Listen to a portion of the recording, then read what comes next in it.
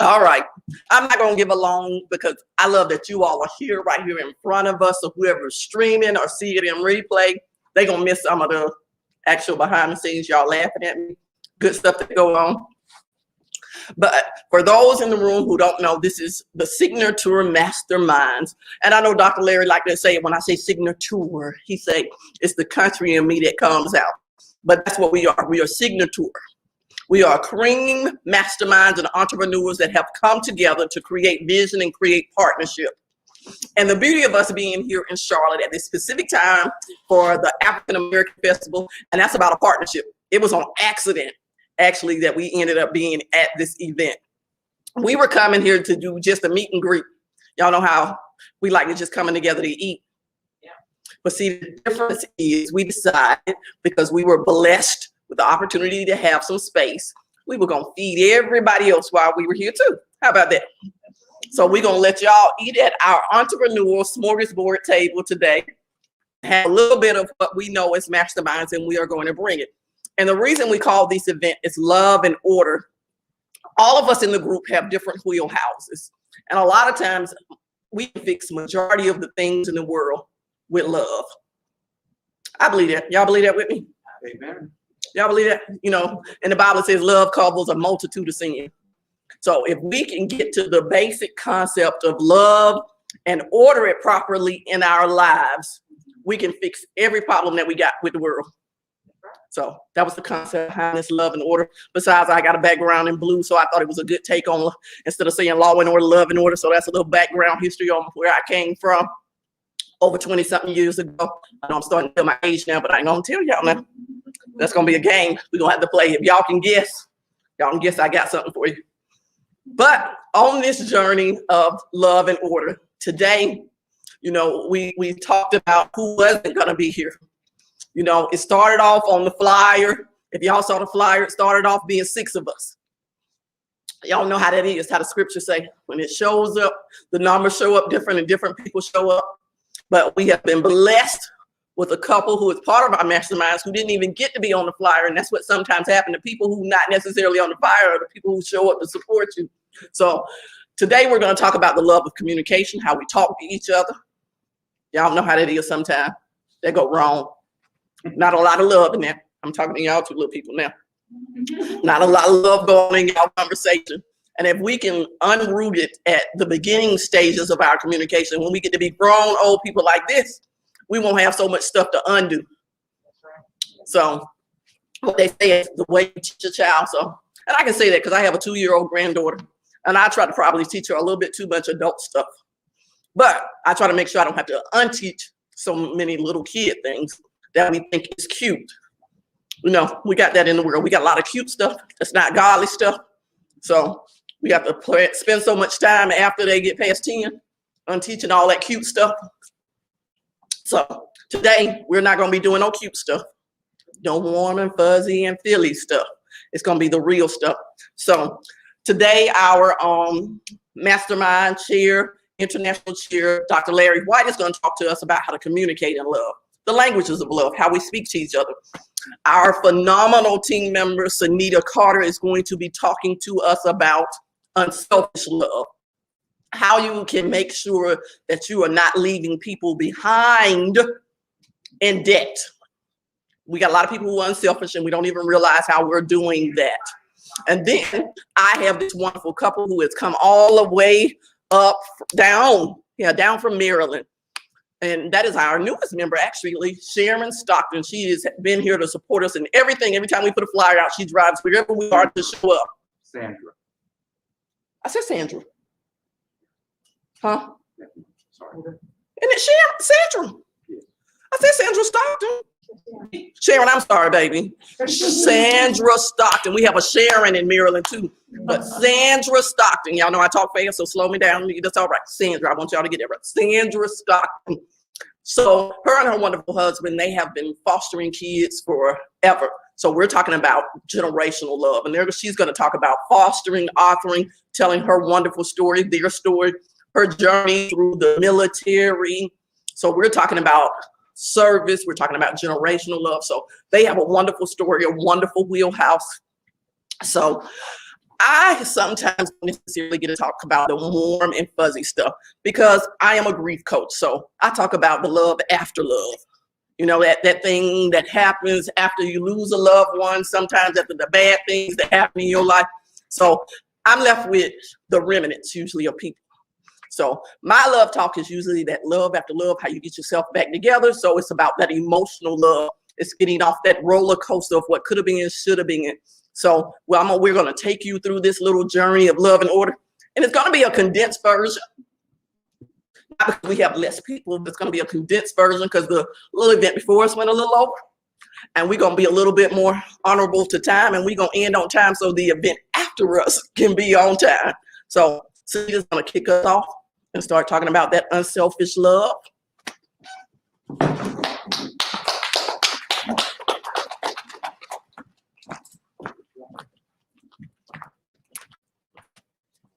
Well, good afternoon, everyone. I am Senita Carr, as she just said, and I really want to thank Cortne for just warming us up and telling everybody about what we are, what we're here for, and what we do. And it's interesting how my wheelhouse parallels to what she does. My thing is, we're going to talk on selfish love. And so it started out on the journey of me looking for my purpose, just trying to find the purpose. And years ago, I was introduced to a career. But we got off from that and we thought we needed to do something else. But it's just like there was that pull. It was that pull for me to come back to where we initially started. And when I say initially started, we're talking about right out of college, high school, right out of college. So to bring you up to date, we got started full time almost 2 years ago. And so my unselfish love comes in when I go in and I talk to clients about preparing for their afterlife.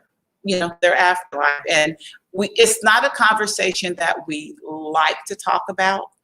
It's a conversation I know I didn't care to have when my dad brought it to me.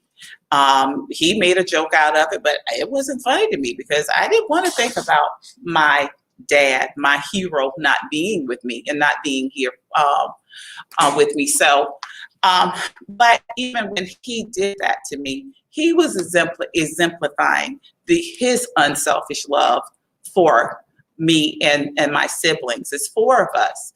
And he took the time, he saw the need, he took the time to say, look, this is what I've done. My dad passed away in 2014, was not prepared for it at all, as we are never prepared, for that. But when he did, my dad he had everything in place. And so with him doing that and alleviating the heartache, some of the heartache, it helped quite a bit because even during those times, he was like, I love my children and I'm going to make sure that they don't have to worry about anything once I'm gone. And so just from that experience, when we're talking about unselfish love and we're talking about just being unselfish in general, it's just when we come out of ourselves to do something for others without looking for anything in return. That's what unselfish is. But then when there's something about it, when you tie it in with the love, when you love somebody, when you love your children, when you love your family members, and they say, okay, well, listen, I need to do what I need to do to make sure that they are taken care of even after I'm gone. They don't have to worry about the burden of how we're going to do this, how we're going to do that. So anyway, it's what I do full time. I never saw myself being in this particular, you being in the particular area of final expense is what I do. I'm a licensed insurance agent. I'm a regional sales director for our company, the company that I represent. But never in a million years did I saw myself doing this for a living and doing it full time. I went to college, 4-year degree. After being married and having children, thought I would go back to get a master's degree. So I have the degrees, but I'm not using those degrees. I'm using what I call my unselfish love by going out and seeing people that I don't know. I go out every day and I sit down and have the conversation with my clients. And I just don't show up. They ask for me to be there. So I'm just like, I don't want to say in terms when you think about Jesus, how he doesn't come in until he's welcomed in. So that's what I do. And by me going in and speaking, sitting down and showing what we have to offer, it just makes a lot of sense. I think when I saw this, it just kind of struck me because of the experience that I had with my father's passing and how he looked out for us and had everything lettered and we lettered, willed the whole bit. But then when you look at so many of us who are not even prepared, having to go to their family members, the family members have to come together and, figure out how we're going to do this. And somehow or another, when it comes to death, we have to make it happen. There's no ifs, ands, or buts about it. You got to make it happen. So, whether it be the GoFundMe's or whatever. But I'm just like, we've got to do better. We've got to do better in that regard. And so that's what brought me to doing what I do on a day-to-day basis. When we talk about the unselfish stuff, now granted, I go see some clients, they're not ready, still got the I don't want my children fighting over what I don't know, whatever. And that's typical, or it's a conversation of just not really addressing it. They can just throw me out in the backyard, bury me in the backyard. And I'm like, okay, now we know that we can't bury nobody in the backyard. It's illegal, first of all. But it's just a matter of still not grasping and not wanting to deal with it. But it's my job as their trusted agent to get them to that point where they see that, look, this is what you need to do. It's not what you want to do. It is what you need to do.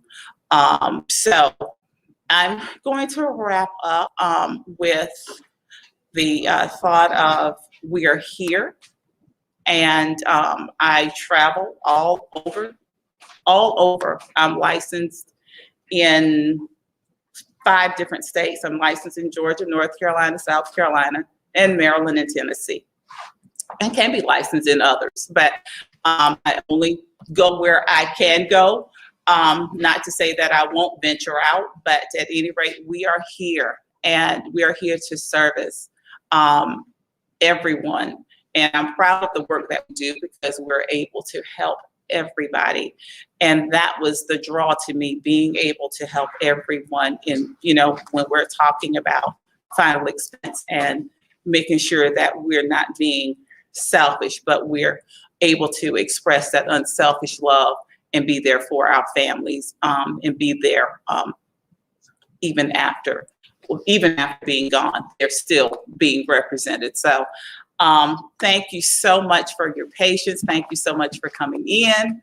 If you have any questions about anything, or just want to speak with me one-on-one after the fact, I'll be here. I have some literature on the table. So just make sure that we speak after everything is over. Thank you once again. I really appreciate the opportunity and the honor to have the moment to speak with you all today. Thank you. Senita, she being so shy and humble. But for somebody who told you they've gotten licensed in 5 states, they really do want to make sure they reach out and cover people. Very few agents take the time to get certified and licensed because it's not as easy as people think when they talk about just go get a license. You got to go take a test and actually do that. But I promised you something. I promised y'all we on the young people. So now, he was talking about this unselfish stuff. I want to make sure y'all have this conversation at home to tell your parents, y'all can't bury them out in the backyard. You know, you probably had already planned that. Yeah, so no backyard. Because I remember when I was young, this conversation with, thank God, you know, my mother was still alive. But, you know, like you say, you joke about it. I always say, we're going to throw you back in the backyard in the fire pit. Sound like a good idea to me for cremation. I was probably about your age. It sounded great because I was like, I'm not going to use your money to be putting it in the ground. But we know it's illegal, so you will spend more money. So you really need to go back and have this conversation with your parents and say, who paid to put you in the ground? You got me? Unless you want to pay out your pocket to put them in the ground. They gone and they're going to be their concern no more. They're not going to be concerned about it. I say that because I have 3 adult kids. I'm trying to help y'all with that age thing now. I have 3 adult kids, and I'm sure they always say, Mama, we ain't paying to put you in the ground. You got that control. But a lot of times what happens is if you have a child who's probably making more than the parents, you can go get final expense insurance on your parents to make sure that part is taken care of. So I'm just helping out to leave that little part too. Young man, if you got parents or some relatives that's getting sick, Senita will help. It's not a cutoff. You know, a lot of people think after I've made it past a certain age, it's no need. I can't get insurance. You know, she left this part off. I'm helping her out. She always leave this part out. I'm gonna help you out. I'm gonna help you out because I want the people who watching to understand. Because a lot of people believe once they made it by 50, past 50, it's too late to get insurance. So if you have people in your life that are past 50, that's what I'm saying. You need to have this conversation with people and say, who is paying to put you in the ground? And we're talking about something that's cost $15 to $25. Just it's easier to pay it monthly than when it gets up to the point when it's time and you got to come up with $15,000, $20,000. A lot of money to put somebody in the ground. You might be able to save $2,000 or $3,000 if you dig the hole yourself. They'll let you dig the hole. I mean, you know, if you get deep enough in the South, see, I'm from the South, I know about country stuff, when you dig the hole yourself, but probably when you know, mourning, you don't want to dig a hole and you're responsible for going back to cover up and fill in the hole. Y'all laugh, y'all ain't never been to a funeral like that? Y'all ain't never been in the country like that? Oh, see, I'm a little too Southern country for you. You know about that, don't you? See, I find me a country person that can talk about the old ground. You bring a dog in, I know you country. but it's okay. And that's what I'm just saying. You know, I'm talking about that digging a hole, but I've seen plenty of people who have to dig a hole for their relatives. And then after the funeral, you got to go back and put the dirt over them. That's a horrible experience already when you're grieving and mourning to have to add those extra components into digging. You're responsible for digging the hole and covering them back up. So think about that, young people. You know, have that conversation with your parents. Go back to your grandparents, your loved ones. Say, is this coming out of my money to put you in the ground? And I'm not talking about $100 to put you in the ground. I told you the digging is about $2,000 to help cut off your expenses. So just think about that. Senita has her information here on the table. See, I told you I'm gonna help Senita out. Yeah. You know, I'm gonna help everybody out in the room and give them a little love and cheer. So that's y'all tip, young people.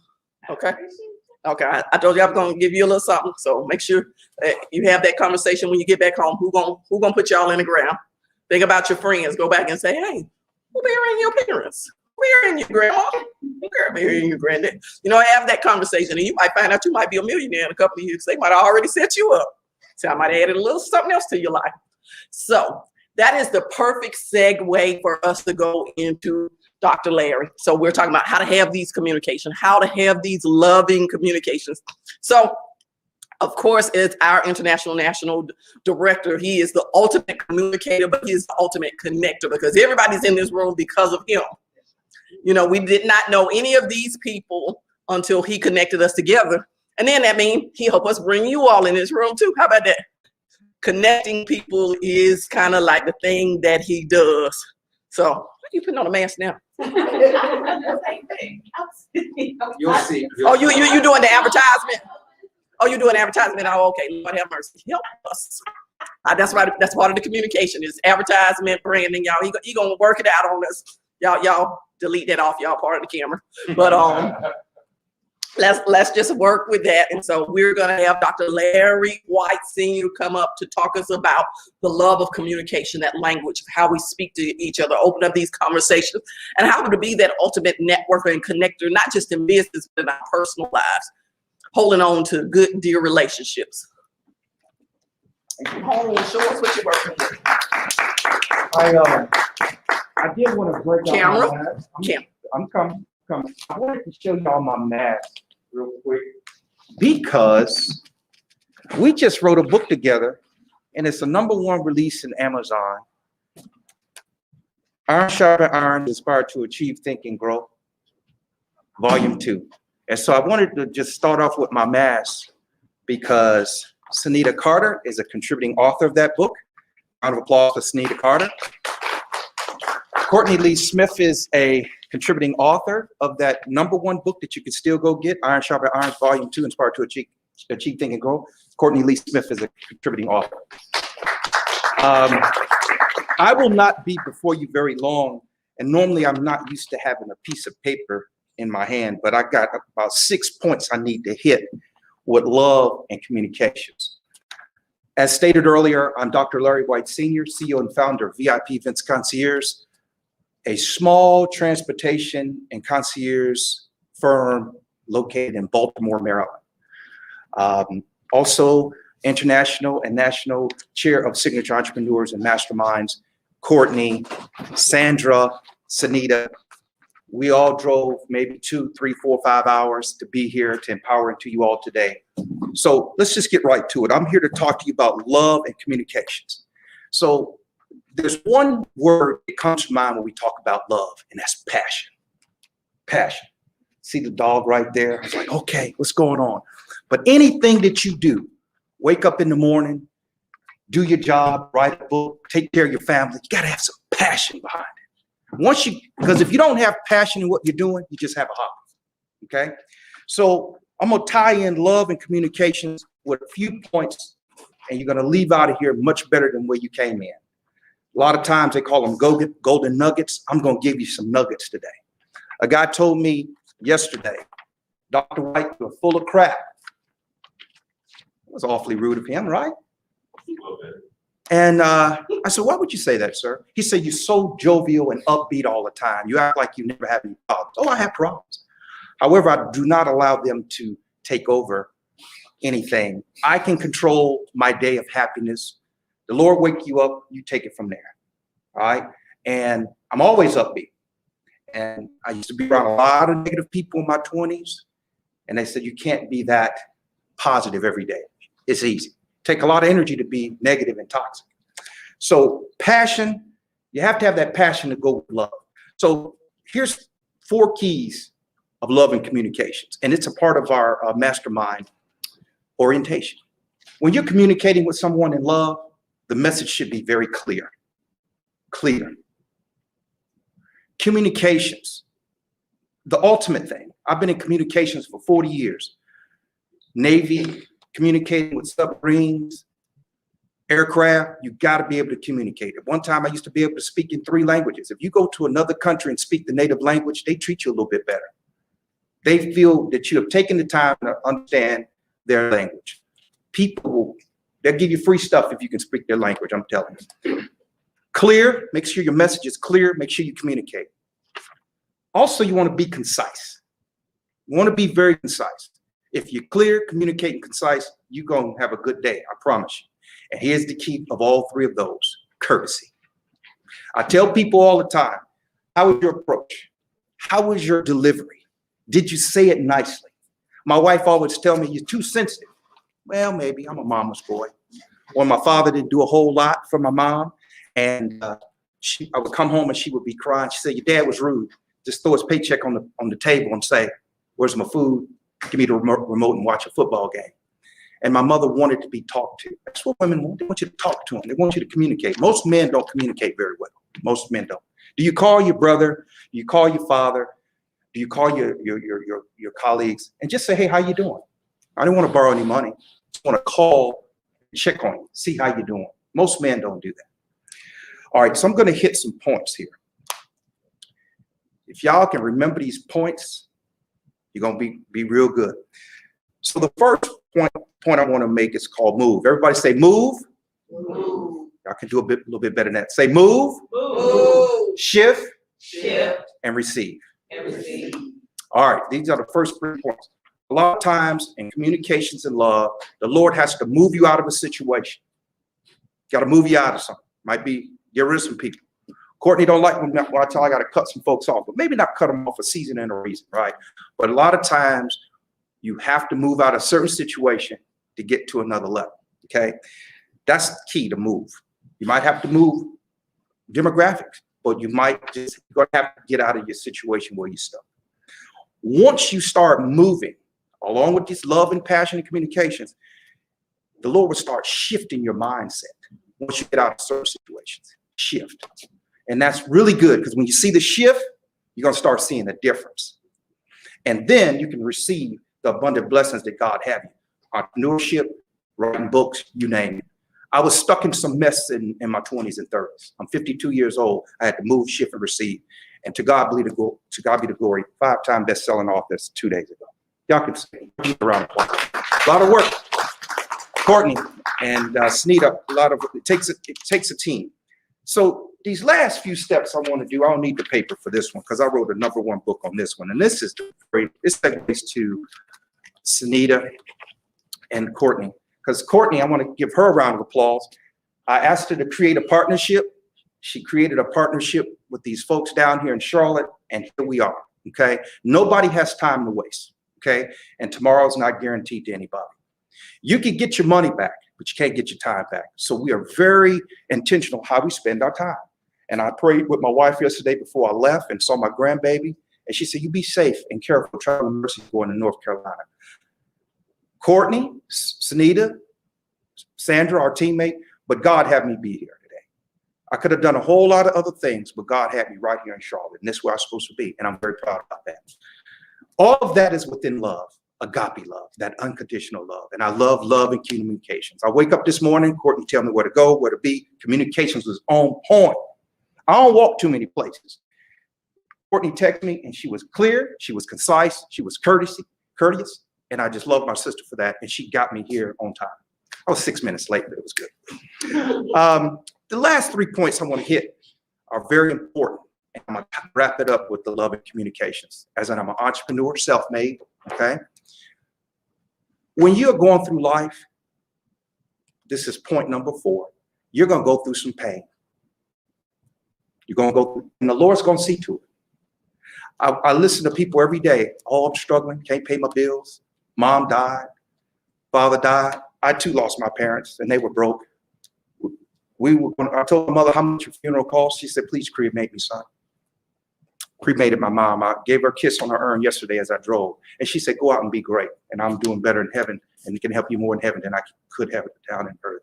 She died broke, but she had a lot of love in her heart, okay? And so you're right, Senita, people have to get things in order. My wife's father couldn't do anything. Everything was in order. You just go to the funeral home, all you have to do is bring him soup. He had already paid for things in advance. So you're not going to have just a hunky-dory life as you go through life. You're going to go through some pain. It's going to happen for you. But if you listen to that pain, it will lead you to your purpose. I do IT work for 30 years. I'm not passionate about it. I don't love it. I like this right here. It's just sometimes selling these books and speaking don't make enough money. So I have to go out and do a 9 to 5. But my purpose is connecting people. That's what I do. Connect people. So that's pain led to my purpose. And then that purpose will lead you into the position of doing God's work. Okay? Writing books was never in the cards for me growing up. I thought I'd be in the NBA. Back in the day, I could go. I was nice. I just knew I was going to be a lottery pick. No scholarships, end up going to the Navy, playing all Navy for about 4 years. Thought I'd get picked up in the league. Played in Europe for about 4 years. And by the time 26, got married, had a couple of kids, and that was my NBA career. But that was never my purpose, is to be an athlete. My purpose was to be a self-made entrepreneur, writing books empowering, and inspiring. So I leave y'all with this today. Love and communicate daily and often. I woke up this morning in a nice room, you know, looking over Charlotte. I hadn't been here in a few years. And I'm like, man, this is great. I don't know what's in store for me today, but I didn't know if it would be 5 people, 50. And I'm liking this crowd with COVID-19. We didn't need a whole lot of people up in here. Right? So the message is always communicate very thoroughly. Be clear, concise, be courteous with it, okay? And love hard, because tomorrow's not guaranteed to anybody. That is my time. Dr. Larry White Sr. I have a few books over here. I wrote a #1 book called When Men Lean In, We All Win. All men, come on down and get that book. And also volume 2 of Iron Sharpen Irons is available over here. I wrote with a group of folks. And my contact information is VIPeventsconcierge.com, VIPeventsconcierge.com. And to make it real simple, Instagram, Clubhouse, Twitter, LinkedIn, you can catch me at Dr. Larry White Sr. Thank you, everybody. All right. We leaning in. All right. That's the thing about communication. Sometimes it don't necessarily mean it's comfortable, but you have to do it because you love people. And that's something about passion. We got to learn how to love people. Y'all remember I told y'all this was about how we can fix all the things in the world that go wrong through love. You know, we trying to do everything else in the world but love each other. Y'all know what I'm talking about. Y'all know. And we figure if we fix this and we fix that and we fix this, it's gonna fix everything in the world. But the only thing that God told us to do, the one most important thing, y'all know, y'all gonna wonder if y'all hadn't started. I'm gonna talk to y'all about some scripture. If y'all can't read the book for yourself, I'm gonna throw a little out there for you. But it said the most important thing in the world is love. It didn't say faith. It didn't say hope. It didn't even say praying. It said love. If you can't get nothing else right, let's love each other, right? So that's about the order of everything. So if we can get communication together, we can stop being unselfish. Oh, how wonderful could we be if we just did everything out of true, sincere love? But y'all know, you know, how Dr. Larry was telling us about being a connector and a people connector. Most of the time we connect people for the wrong reasons, right? You know, it's not because we want to actually support and show up for them. See, and that's the difference between the masterminds. We connected with each other because we want to show up and support and serve each other. And through that, automatically, God is going to allow us to receive. But when you do it with the wrong motivation and there's no love in it, and then you get mad in the end because you didn't get nothing back, because you got everything up front. You got everything up front. So I'm just telling y'all in that wind up. Come on, kids. Now I'm going to give you something because I promised the young people in the room I'm going to give you something to think about. But see, I saw you already thinking. So I mean, you're probably a little bit past the age I'm thinking you are. But the thing is, I saw you thinking. But as kids, y'all know we play this game with our parents. If we put on these little drama acts and stuff, how we can manipulate them into getting things. Y'all know what I'm talking about. Y'all ain't got to shake your head, raise your hand, let me know what you're talking about. But I see it in your eyes on the other side of that mess. I already see, I know what you know what I'm talking about. But see, the thing is, if you had already come in a conversation of love, you would have already got what you wanted anyway. But see, you spent so much time in the room plotting and planning and thinking about how all that energy you put into manipulation instead of just love and find out what it is that your parents, the deepest desires of their heart, what they really want. And you'll get everything else in the world that you want. I can say that about my grandfather. He gave me everything I wanted, never missed out on anything in the world. Because I knew what he wanted. I knew what he wanted. And if I gave him what he wanted, I would always get what I wanted. Ain't that wonderful how that worked out? So I'm just trying to help you on that communication. See, I made y'all a promise. So I'm going to make sure every time I come back, I'm going to keep my word for you. Because there might be some little people watching.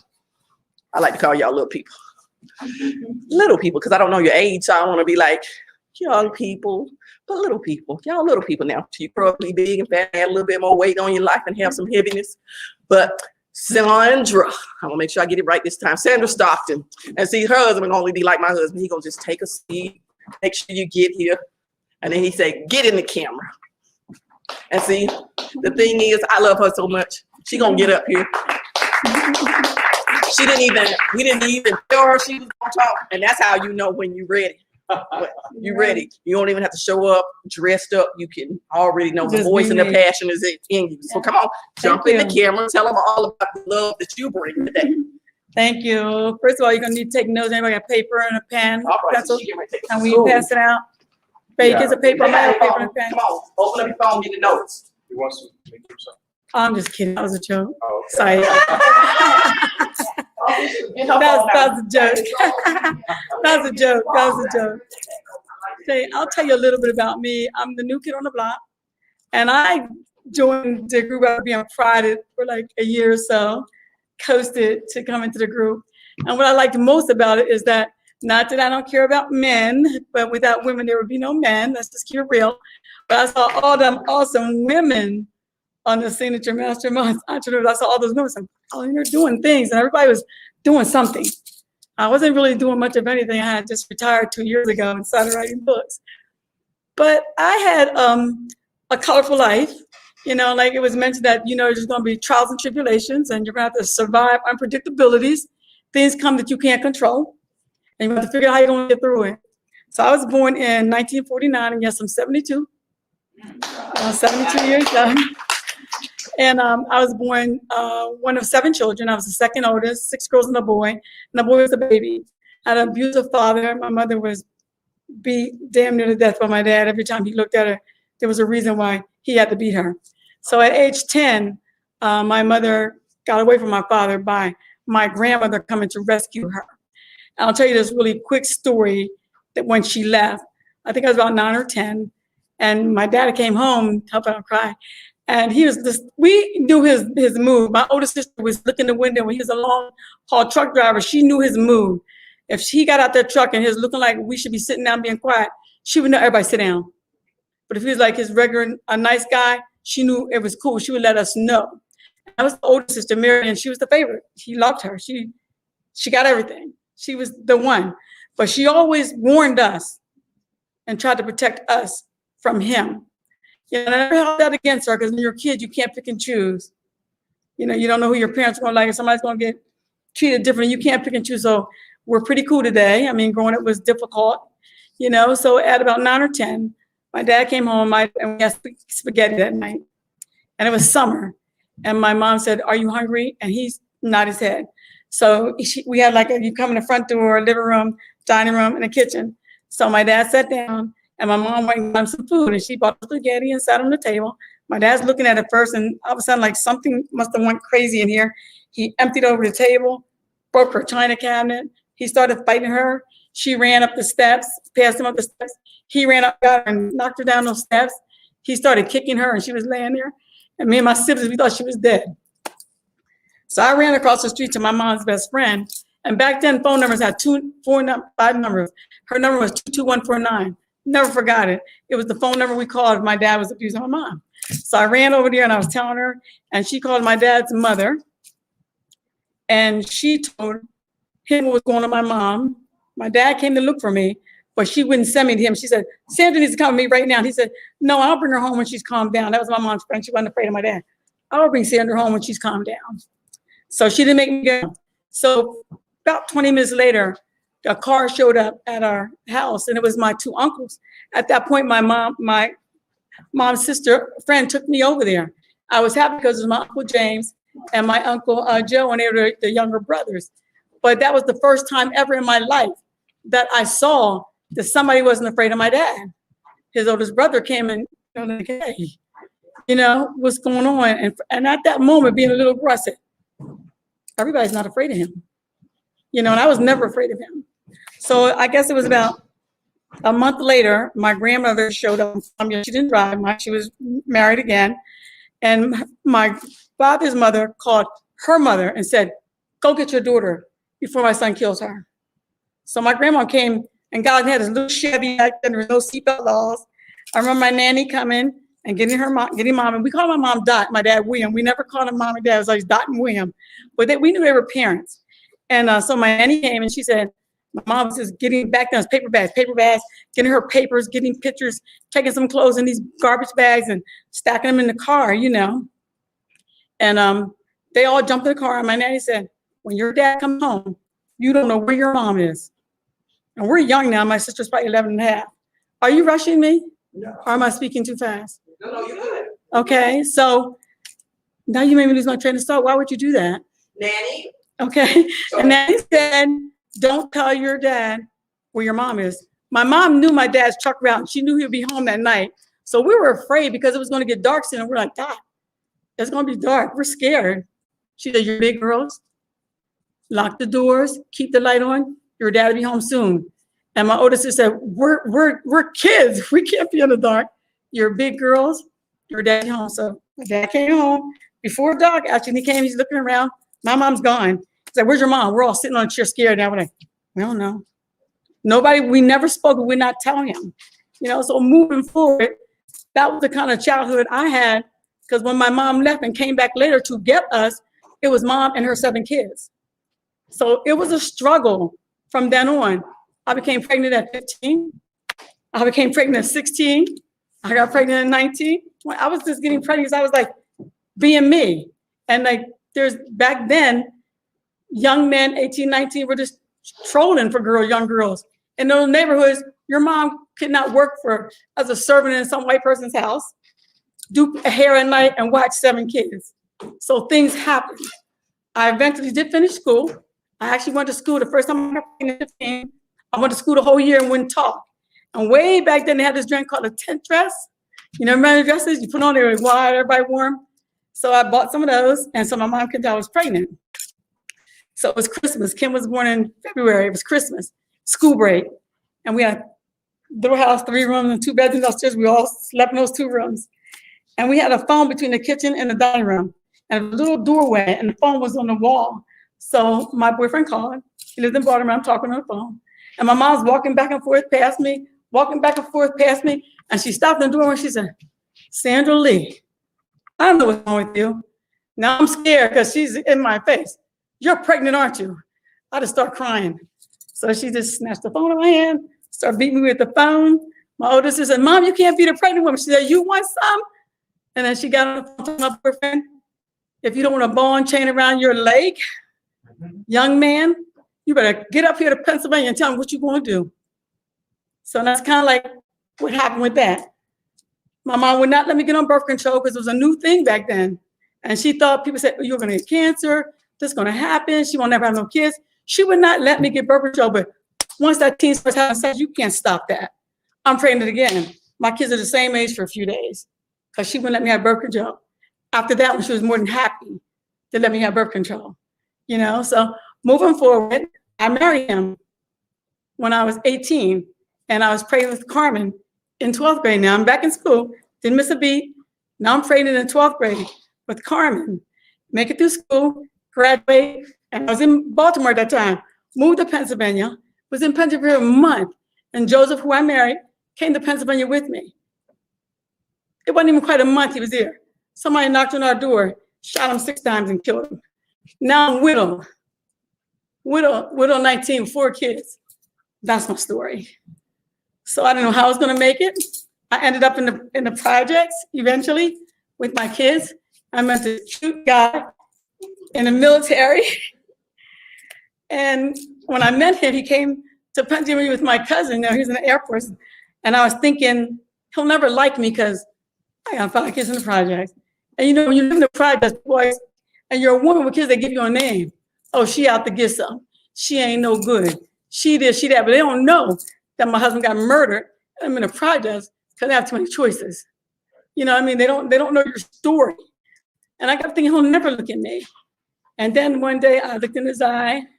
I caught that eye and I said, "I got him." I said, "I got this." And then he showed me a ID card that said he was 22. I was 22. I dated him for a year. He was cool with me and my kids. And about a year, almost quite a year, and I said to him one day, I called him and said, "I want to get married." He's young. He told me he was 22 now. And he said, "I don't think I'm ready for that."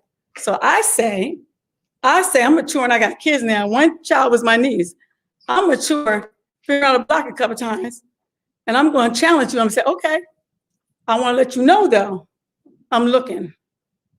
He said, "What's that mean?" "I got 2 lovers. You're going to marry me and my kids, or we're going to play. So let me know." A couple weeks later, he called me back. He said, "When you going to get married?" So now I'm mad because I'm like, "Now you don't even marry me because I'm making you marry me." He said, "What do you want?" So we talked about getting married. Now the whole year's not going by. I wasn't even knowing him, not quite a year. He says, "We got to come to Pennsylvania." He's on station at Andrews. Air Force Base, and we go to the courthouse to get our license, filling out our paperwork. I'm all happy, got our IDs, and there's a white man, a clerk at the back of the desk. He said, "Fill your paperwork. When you come, bring it back over here." So we go back over. I'm all happy because your paperwork. He said, "Well, you're getting married. You're not getting married today." I said, "Why not?" He said, "He ain't old enough." He had this fake military ID saying he was 22 when I met him. He thought you could be 18 to get married in Pennsylvania, but you had to be 21. I just hated him in that courthouse. I wanted to hit him, but I was thinking he was a military man. What if he hits me back? What if he doesn't think and he retaliates? I was so mad, but to make a long story short, his sister, he called her in Pittsburgh. She came down from Pittsburgh, Pennsylvania to York, Pennsylvania. She went to the courthouse and signed for him. We married 48 years. He married me and my kids. He talked me into going into the military. He was in the military. I did 30 years, he did 20. We got 50 years between us in the military. I got a couple degrees, 3 of them. I became a nurse, and nursing was my passion. But I still didn't know what my GPS was. As a little girl, I always thought my GPS was, and that means God's plan for success. I always thought my GPS was looking out for my mom and looking out for my siblings, because as my mom got older, she said, "Now, Sandra, make sure you take care of your sister and brother, because you know they ain't got it all. You better be looking out for them when I ain't around." So I got them, Mom, I got them, And she used to always say that. And I thought maybe that was my plan, my GPS. I wanted to be a nurse because my godmother was a nurse. So I did a nurse, and I did that military nursing and DOD and everything. When I got done, I used to always tell stories, because, if you tell kids stories when they're little, they don't believe anything. You got to make it sound sincere. They will believe anything. They will listen to you. They will follow you. That's where you can make inroads with kids. They will listen to anything. And I used to tell stories in the military to my soldiers, and they used to say, "Man, write a book. You got to write a book." So for years, I said, "I'm going to write a book." So when I got close to 70, I said, when I hit 70, I'm going to stop working. I'm not going to work for anyone. I'm going to retire. I'm going to write a book. In October 2020, that first book came out. And 2021 in June, the second book came out. I'm writing a series of 3. It's called 480 Codora Street. It's going to tell you the story that I just told you, plus a whole lot more. You have to dig a little deeper if you're going to read about my story, because it's real. After I got out the military, I was still in the military a little bit, and all the kids were growing up. My kids were leaving the house, having kids. I told my husband, "This house is too quiet. Listen, when you come in, come." I said, "The house is too quiet." Yeah, the guy who married me and my kids. I threatened them to marry me and my kids, And I said, I was sitting in the kitchen, and I was reading this little this ad in the paper. Said they were looking for foster parents for a white girl who was pregnant to a black boy, and they were having a hard time placing her. So I followed up the story, made the phone call, and went there. As when I got there, I found there were 3 other women, I think 2 or 3 other women, Caucasian and myself. And we felt that was a bait and switch, because that girl didn't exist. They said, "Oh, she's already been placed." I think they were looking for foster parents. But we got our first child, and she was Caucasian. 1994. 1994. And it was the first time they didn't want us to have her, because she was white and we were black, and they had never mixed races. So we actually fought to break the racial barrier. That doesn't make any sense. She's a kid and needs a family. And her desire was to be with a family with no children. Our house was empty at that time. So we convinced them, and we got her. And she watches social media now, still calls us mom and dad. But since her point, we did girls first and then boys, and we did over 100 kids last 25 or 6 years. So I think that my GPS and his GPS, God's Plan for Success, is foster parenting and taking care of children. I think that's our platform. I didn't really realize. I thought writing my books would be what I really want to do, and it is. But I think my platform is talking about saving the children that we have out here in today's world, because we got kids killing kids. We got kids who grew up together and go kill somebody's parent. Now, you done knew that woman and that person all your life, but you done killed your friend's mother, father, you broke in her house, you killed your cousin, you did this, you did that. The drugs is just taking over. And just to go back in a little bit how bad I was feeling not too long ago, my daughter that I raised, one of my kids, my 5 kids I had, who was my niece, she went to wake her son up on June the 13th, to wake him up in the morning, he was dead. Come to 24, she calls me on the phone screaming, "Mom's cousin," she's screaming. I'm like, in Maryland, I said, "What do you mean he's dead?" Because we just saw him 2 weeks ago. And so we got together, we drove up there to Pennsylvania from Maryland, and found out later from all the cops and everything was going to him and his 2 friends were hanging out at a club, bought some pills laced with fentanyl, He died the next morning. One kid died that night, and one kid was in intensive care. That's what I'm saying about our lost kids. Why would you take some pills and put in your mouth to get high? What are you missing at home? What are you missing that you have to take some pills, that you have to feel something different that you can't feel at home? Our young parents are lost because they're too busy being their kids' friends and not a parent. They have to be their kids' parent. Be their parent first. When they grow up, oh no, be your friend and be your friend. Right now, you have to be their parent. Because you're not going to be their parents. We ain't got a number of kids running the world. Because them parents didn't grow up. So, I mean, we just think that our passion is, and even though we're not actively having foster kids now, our oldest daughter, Kim, she adopted. Yeah, Kim, my oldest daughter adopted two daughters, sisters, and Carmen does. She's bilingual, so she does all your Spanish kids. She does the kids that come from the border. She does the border kids. She's bilingual, and when we were stationed in New Mexico, Carmen was in first grade. Yeah. She always came home. She had the nappiest here. I want to be Mexican, Mom. I want to speak Spanish, Mom. She likes to make me twist her hair. Back in the day, twist her hair with a paper bag and roll it and put a bobby pin on and roll it. That's what we did. We had no money, so I couldn't buy rollers, so we did that. But that kid came out to be bilingual, and from little enough, she learned Spanish. You won't even know she's not Spanish. You know, she's that good. So she's in the bilingual program for the kids to get over the border. And most of the kids, the first one she got, didn't speak any English, and I had to be her backup, he and I. So we put translators on our phone because those kids are kids too, and they can't help that their parents throw them over that border. So I just think like it's almost like Cortne said, we got to communicate and save all children. We have to. And I hate hogging up your time. I'm sorry, but you know I go back another thing to people put out Black Lives Matter. Black lives need to matter to our Black people, because I feel like all lives matter.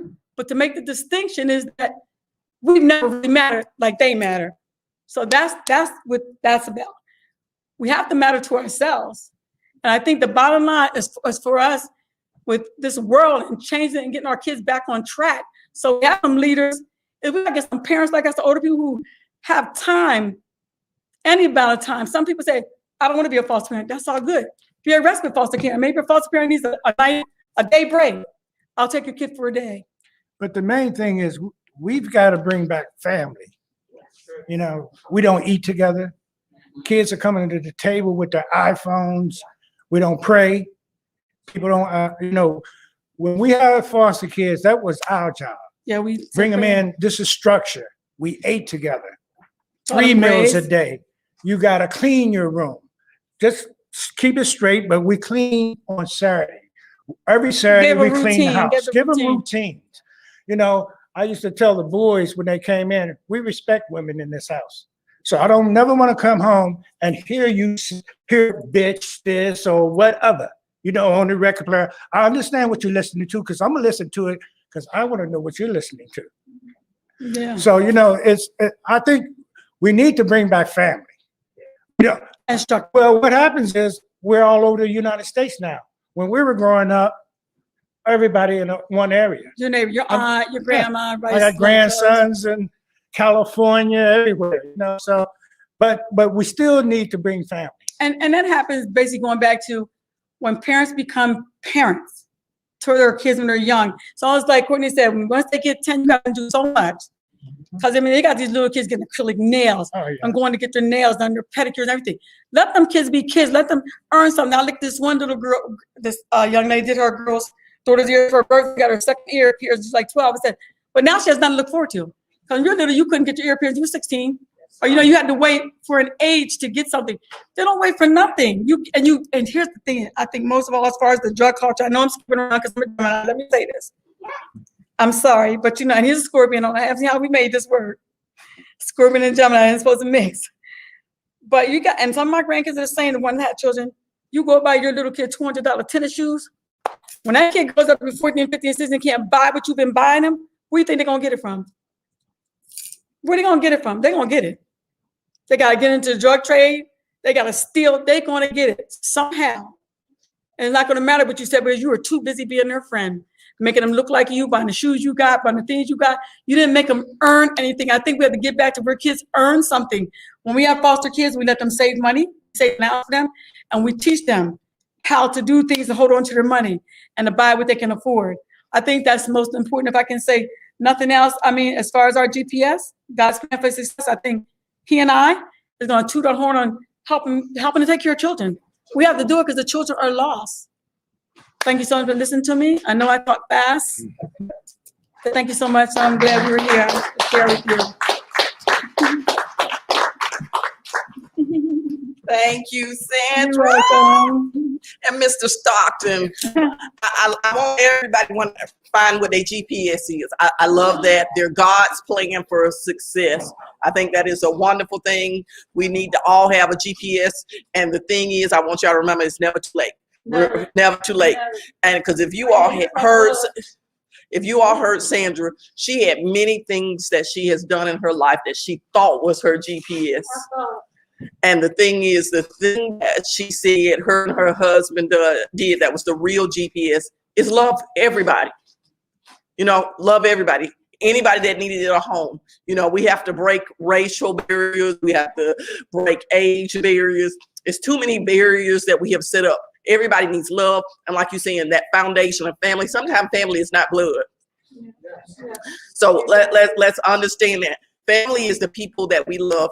I know I keep bringing y'all back to love, right? I told you I wasn't going to break this record. Our motto is, there's always room for one more. It is always room for one more. It's always room for one more. And the thing is, we have gotten so far away from love that we think sitting at the table eating dinner is an inconvenience. Is an inconvenience. In our household, me and my husband, we don't have no little kids. We got grown kids. We got a granddaughter. But the thing is, we have every meal together. Even us old people, we still have every meal together. We are our family. We are, because that's the time that you actually get to feed each other and experience and talk to each other about other things. We have neglected that time. So if y'all had noticed, it's a thing that comes back to everything we talk. Love is talking about the communication. It's talking about the unselfishness. It's talking about just making space for each other. And that brings y'all to my final closing message. Why do we do that? Because time is never guaranteed to any of us. Time is never guaranteed to any of us. You know, Sandra said she liked to tell stories. So, you know, usually I have a 3-point presentation. I'm going to tell a little story. I'm not a storyteller per se, because I like to get to the point, get y'all out of here, do the shake it, but I'm going to make it just a little bit longer because I like what you did. So just so I can bring y'all into this space of when we always think we have time to do it later. Now, I've always been, we're going to sit down and eat dinner together. But y'all have probably been like me. We're going to go on vacation a little bit more when I retire. Or when I have a little bit more money. Y'all ever heard that? Y'all always say later. You know, these things that's going to happen later. All these things, all these plans that happen. But what ended up happening, my later that I had planned did not come. So what happened in 2010, my husband was diagnosed with colon cancer. You know, I had a good government job. That was my plan to retire. Great, good government job. I had to go get me another job because now my husband had cancer. Even with my good government job, I had good insurance. But you know what happens, you need more because when somebody else is sick, you know, the bills go up, the diet changes, life happens. So 2010, you know, my plan of later didn't necessarily work out. So in 2012, my husband passed away. So my later that I kept putting off, we're going to take all these vacations, we're going to do all of these great things, later didn't happen. So I'm telling y'all that for young people, later, you know, all the things you putting off to later to do with your parents, you know, they just want your time now. That later is not promised. And when we talk about later, it is an emotional love that we have. It's a roller coaster that we play in our head. Y'all ever been on a roller coaster? I'm too old for roller coasters now. Roller coasters just make you sick, nauseous, your back hurt, everything ache. But when you was young, you just run back on to get that same nauseous feeling again because you didn't know no better. But then when you reach a certain age, that nauseousness, you reach a place you say, okay, I don't want to feel nauseous like that anymore. So you need to start getting on roller coasters. But we spend our life in an emotional roller coaster because you wake up feeling like you got to do what everybody else wants you to do. Because everybody else has an expectation. How many of us don't really check in with our emotions because we're doing what everybody else wants us to do? That's, you know, we get caught up in that. You can say that. I do what my parents want me to do. Some days I don't feel like doing that. I catch an attitude, so I get caught up in bitter emotion. I might have a little tantrum. I might get a backhand because I said something wrong, suck my teeth, roll my eyes. Y'all remember them days. If you said something to your parents and they felt like you had attitude, you caught the back of the hand. Y'all too young, y'all know about that. But the whole point is, on this emotional roller coaster, where it is we have to find ourselves, it's not putting things off to later. Because we put our emotions off to later to the point they explode within us. We don't address the issues that are in our life right now. And the thing is, all of those emotions will eat us up. They will cause us to have a life of grief where we never fully live again. Sandra's story had a wonderful story. But if y'all see her sitting here today, she didn't stay in none of those situations. You know how many people stay in their situations? They talk about where they were raised, what happened to them, and they make excuses for their life. We all know somebody like that, right? Y'all, you don't know nobody like that? Oh, all your friends, good, positive all the time. Okay, well, that means I need to hang out with you then, because I like positive people. Ain't nobody got no problem, nobody had. Huh? Oh, you might have told a few of them. Okay, all right. Because I was going to say, I like those people who don't hang on to their problems and who understand it's life. And that's the key. We have to understand we're going to all find that place where we want to get stuck in our emotions, or we just want to have fun and jump on the emotional roller coaster. But the thing is, we get mad when other people don't want to jump on it with us. We get mad. Oh, because I want you to act like I act, feel like I act. Y'all never had that thing where you wanted everybody to be mad because you were mad. Everybody had feelings to be hurt because your feelings were hurt that day. And they were still happy, and you'd be like, you don't understand me, you don't know what's wrong. No, I'm good. I'm just not going to jump on that coaster with you. I've had that experience. You know, when you're ready to get off, I'll be right here on the good side, not feeling sick and nauseous. So that's the key. I want all of us to have that type of love for ourselves when we're talking about the emotions in our life. We get our finances right. A lot of times we get our communication right with others. But for some reason, we don't take our own emotions very seriously because we have been taught to suppress them. Yeah, everybody's been taught to suppress them. Don't ever let them see you cry. Don't never let them see you sweat. Don't not let nobody know what you're going through. What's in your house is your house, to the point we've internalized that so much that we don't need nobody's help. Y'all ain't ever heard that song? I don't need nobody's help. And we've gotten to so with that, and we'll add on, but King Jesus. Y'all know, we know Jesus gonna be our counselor. Jesus gonna get us through everything. That's great. But you know, we live out here in the real world with flesh people. So at the end of the day, he put somebody else in your life to have a conversation with so you can get off the roller coaster. So I'm telling y'all right here at the end of this long journey that we have been on love, most of us need to get off a roller coaster. And the roller coaster is really within our head. Something happened today that you already still rehearsing in your head. And I'm gonna pick on my husband because I know he's rehearsing already how bored he is. He be like, I've been here all day. You know, he'd rather be out of the car, on somebody's car, hearing the motor run, hearing the engine go. So I know he rehearsing in his head, or he already thinking about what we're going to have for dinner. We already on the next.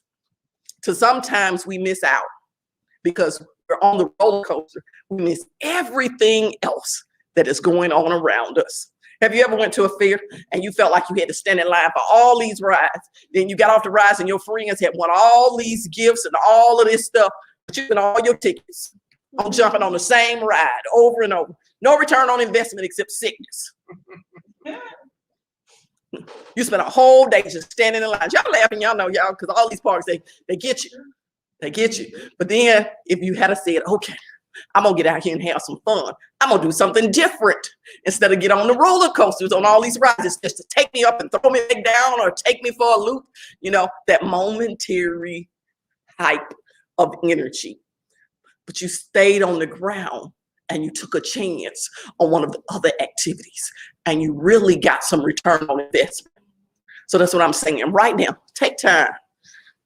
Invest in the people who right here on the ground with you. Not all this high emotional drama that you have in your life. Sometimes just take it down. Take it down to a level that is understandable. The people right here who just want to entertain and enjoy you right now, and the return and investment is so much better.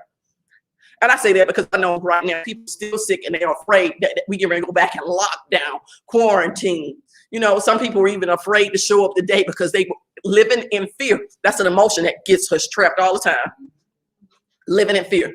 But people still showed up to this festival, even though they had a moment of fear. Oh, you want to speak? Oh my Lord, did y'all hear that? Bring that man on down. I didn't even have to volunteer you. Come on, baby, say something. Come on, I'll wait on you. No, they can't see you from up there. And I don't want to have to repeat it. I'm not a parent. I stopped being a parent, so I'm gonna talk about as long as it takes you to get down here and change your mind. But the whole point of this is I really don't want anybody to get caught in an emotional place, because all of these things, all of this stuff in life can hurt us dramatically. You know, we're talking about our communication that hurts us. We're talking about our lack of planning that hurts us.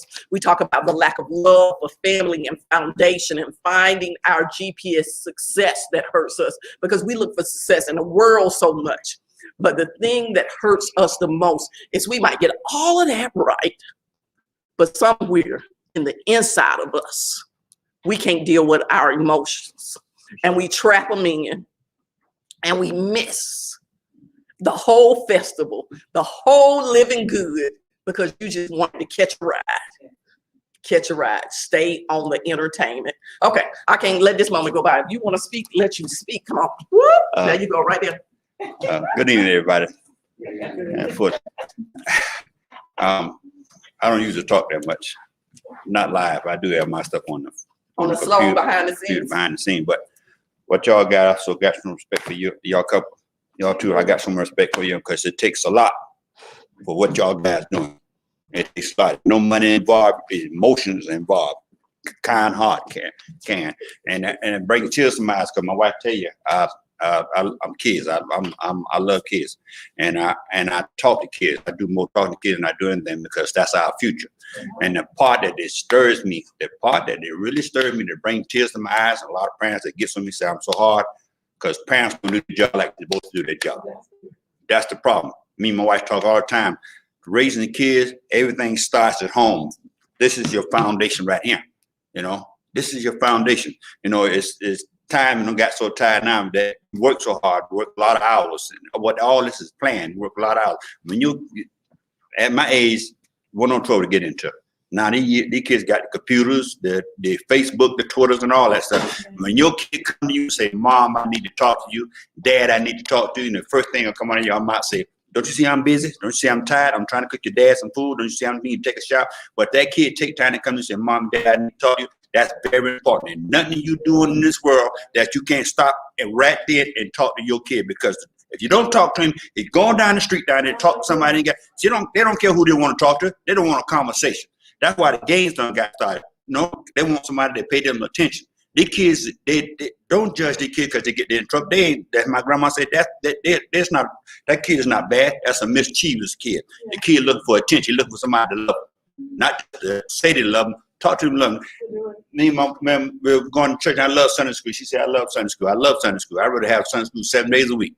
And we got a topic one day that the lady that was teaching Sunday school say, this subject came up and said, "Why youth don't come to church?" And that made my blood pressure rise. Because the reason why we used to come to church, because as adults, as us, older people, we don't respect them. I'm gonna tell you why we don't respect them, because the first time they come to us and we trying to teach them something, about tell them something about the Bible or something, we take this whole Bible and just throw it down their mouth, just choke it down their dog mouth, then they rebel against us. You don't do that.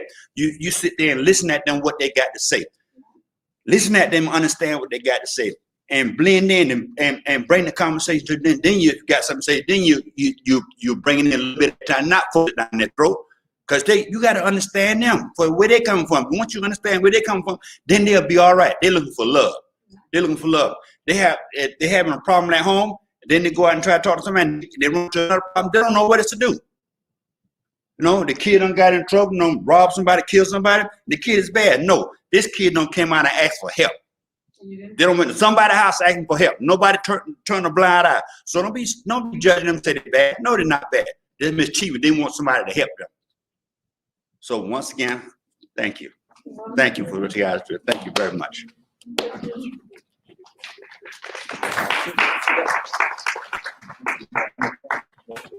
Go ahead, wind us up. One second. Wind us down. Listen, first of all, I want to have everybody that's still here with us give yourselves a round of applause. I'm gonna wrap us up here in the next minute, but I just want to summarize a few things. Sister said it best. What's fear? False evidence appearing real. I had no doubts that I would be here today, and I'm so glad I came. Every time I come to places like this, Cortne, I never know what to expect, and this has been great. That brother right there, he was in Tampa with me about a month ago, him and his beautiful wife. Amazing, and now I see you on the show with Dr. Tylisha Johnson. That's amazing. And Ace, Sandra, Senita, and all of you. I want to thank y'all for being transparent. I'll steal this from my brother Fulton. We don't have time to be cute. We tell it like it is. And I always think about it this way. What Jesus says, meet people where they're at. You can come in with a Hall of Fame speech. Sometimes people can't relate to 5-time best-selling author. What is that? I mean, it's a lot of hard work, but getting down to the nitty gritty. And I could relate to everything that you all have said. And sometimes, this is one of the things I try to pray on the most. I love speaking, but I'm working on being a better listener, right? Got 2 ears for one reason, right? Not one mouth. But I just want to thank y'all for being transparent, because that's how you really reach people. And for that beautiful family up there, y'all got some great parents.